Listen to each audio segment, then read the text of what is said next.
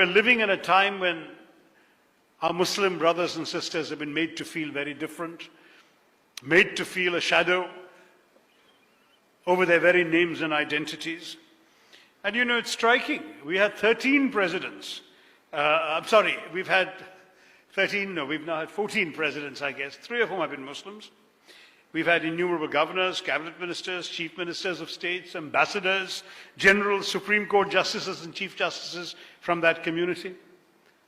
During the war with Pakistan in 1971, the Indian Air Force in the northern sector was commanded by a Muslim, Air Marshal, later Air Chief Marshal Latif. And that's something that our country, the Paramveer Chakra was won in 1965 by a Muslim soldier who single-handedly was responsible for one of the great victories of that intense war. Where do some people get the idea that they can define Indian nationhood, belonging, sense of sacrifice to this country on the basis of religion? I find it sad. I was in this memorial to the famous ship that was sunk in the 1971 war. Captain Mullah went down with the ship. And the name of every single sailor, beg your pardon, on that ship is enshrined on this marble slab.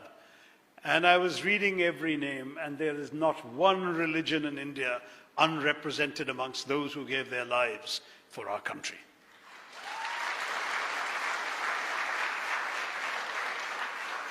You will find Hindus, and you will find Christians, and you will find Sikhs, and you will find Muslims. And let me tell you, when you go to the Andaman Islands, to the notorious cellular jail, where the British imprisoned some of our nationalist heroes, and you look at the names on the wall there of those who were imprisoned sometimes for decades, those who died there, again, every religion of India is represented on those names. Don't let anybody tell you that you don't belong in this country.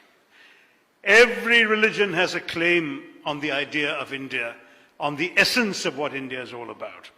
And I want to tell you that, that the kind of competitive chauvinisms we're seeing in our politics is something I'm disgusted by and I deplore. And I will fight against it. I will raise my voice. However many cases are filed against me, and there have been 4 so far, there will be more.